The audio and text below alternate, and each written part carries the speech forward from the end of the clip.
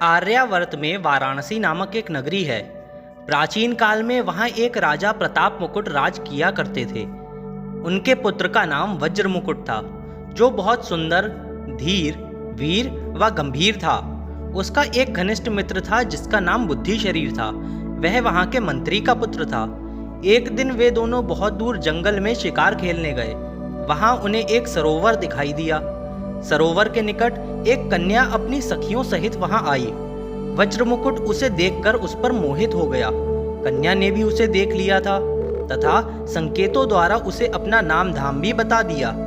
उसने एक कमल के पत्ते को लेकर अपने कानों में लगाया, दंत पत्रों से अपने दांतों को खुरचा, दूसरा कमल माथे पर तथा हाथ हृदय पर रखा।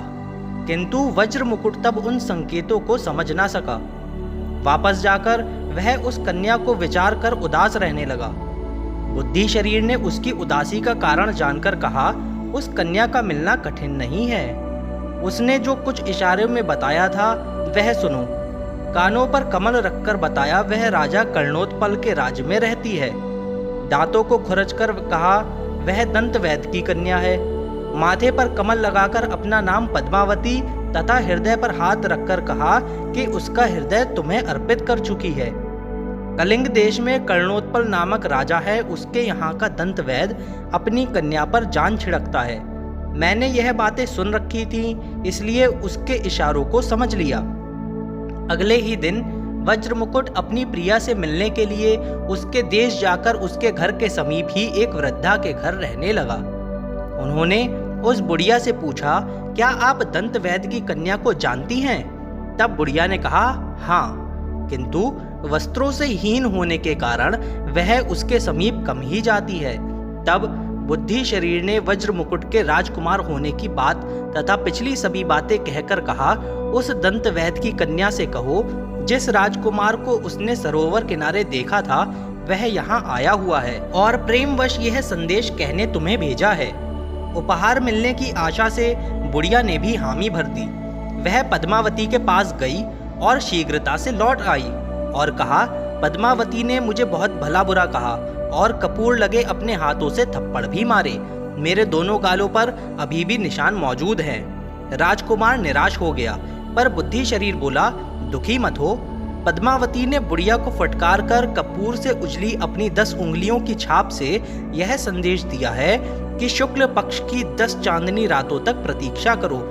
ये रातें मिलने के लिए उपयुक्त नहीं है। तब उन्होंने बुढ़िया को उत्तम भोजन करवाया।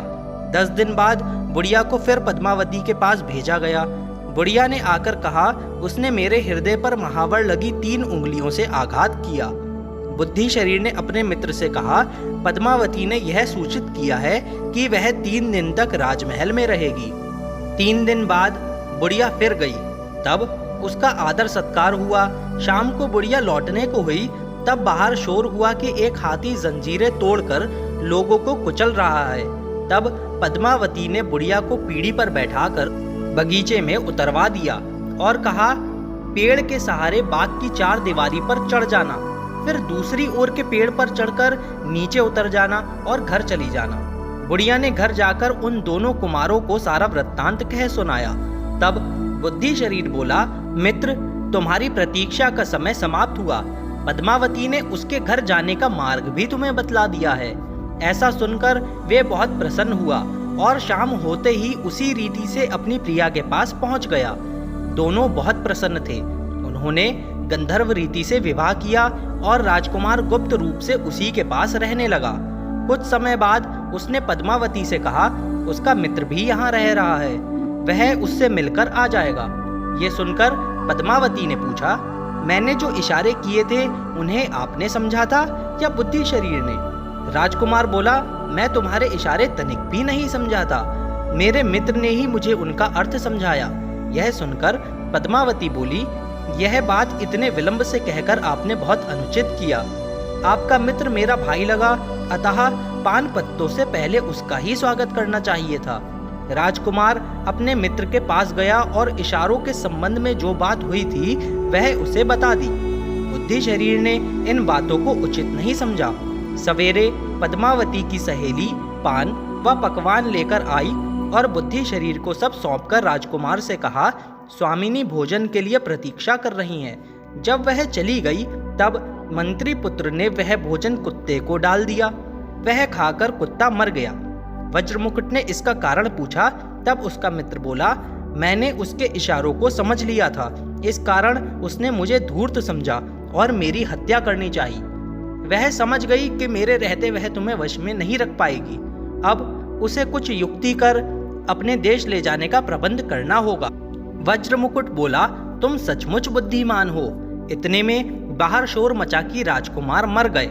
यह सुनकर बुद्धि शरीर बोला, आज रात पद्मावती को खूब मदिरा पिलाना और उसके शरीर पर गर्म त्रिशूल दाग देना और गहनों की गठरी बांधकर यहाँ ले आना। वज्रमुकुट ने ऐसा ही किया। सवेरे शमशान जाकर मंत्री पुत्र ने तपस्वी का रूप धारण कर राजकुमार को अपना शिष्य बनाकर कहा, अब इन गहनों में से ये मोतियों का हार बाजार में बेचने ले जाओ, पर इनका दाम इतना अधिक बताना कि कोई इसे खरीद ना सके और अधिक से अधिक लोग तुम्हें देखें। सैनिक तुम्हें पकड़े तो बिना घबराए कहना, मेरे गुरु ने इसे बेचने को दिया है। योजनानुसार ऐसा ही किया गया।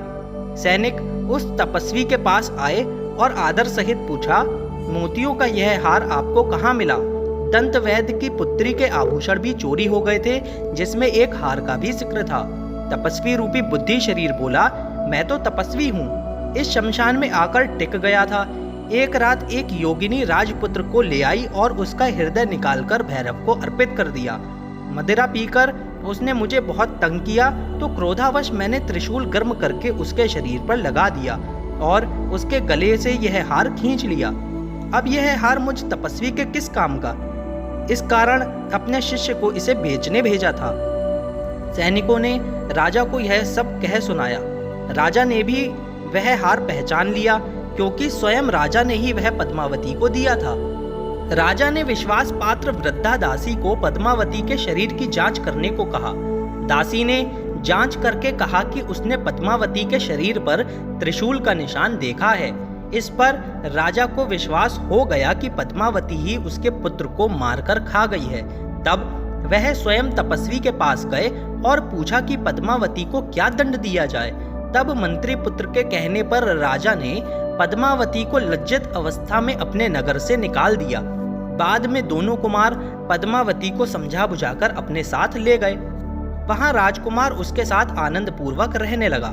इतना कहकर बेताल ने विक्रमादित्य से पूछा, यदि राजा पद्मावती का वध करवा देता अथवा पहचाने जाने पर राजकुमार को मृत्यु दंड दे देता, तो इन पति पत्नी की हत्या का पाप किसे लगता? मंत्री पुत्र को, राजकुमार को या पद्मावती को?